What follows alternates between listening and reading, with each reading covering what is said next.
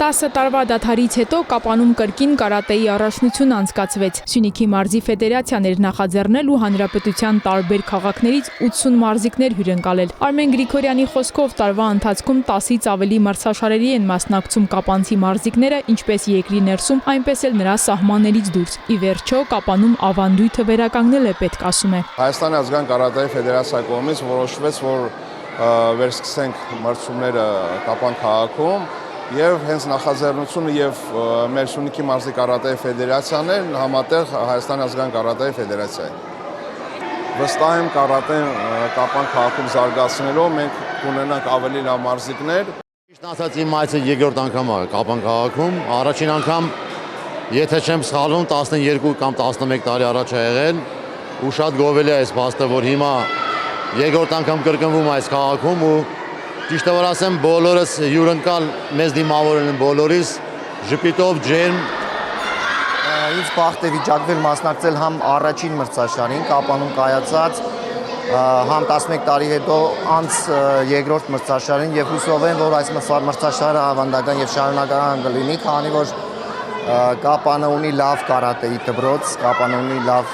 կարատեի մասնագետ։ Կապանի Դավիթ Համբարձումյանի անվան մանկապատանեկան մարզադպրոցում Երևանի, Գյումրիի, Արտաշատի, Եղեգնաձորի ու Կապանի 150-ից ավելի տարբեր տարիքի մարզիկներ ուժերն էին չափում պատվավոր հորիզոնականներ զբաղեցնելու համար։ Մի մասը սկսնակ, մյուսները արդեն իսկ մեծ հաջողությունների հասած։ Մրցակցությունը մեծ էր։ Զբաղեցրել եմ առաջին տեղ։ Մենք որ լիքը պարապում ենք, դրանից ենք, որ մենք հաղթում ենք։ 30 հատ մեդալ ունեմ, որից 10-ը ոսկի է։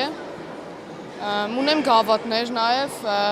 հաղթարել եմ միջազգային մրցաշար Armenia Open-ը։ Կարատեն շատ ինձ համար հոգեպես կարևոր սպորտ է, որը եղել է ինձ հետ փոքր ժամանակից եւ ինձ թվում է, որ ես շատ մեծ հաջողություններ եմ ունենալու այս սպորտի մեջ։ Կարատե սպորտաձևով զբաղվում եմ 5 տարեկանից, արդեն մոտավոր 10 տարի է։ Այս ընթացքում դարձել եմ եռակի Հայաստանի չեմպիոն,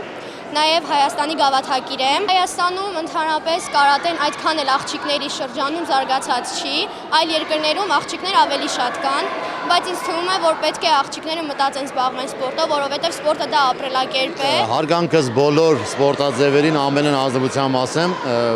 կարատեն միակ սպորտաձևն է, որ առաջին հերթին երեխային տալիս է կարգապահություն։ Մնացած բոլոր սպորտաձևերից զատ, այսինքն առաջինը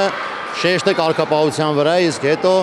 հոգեպես եւ ֆիզիկապես կրթություն զարգացում։ Կարատեն Հայաստանում զարգանալու հեռանկար են տեսնում ոլորտի փորձառուները, կարևորում մարզային այս տեսակ առաջնությունները, որոնց ընթացքում կապեր են ձևավորվում եւ փորձով փոխանակվում։ Ունենք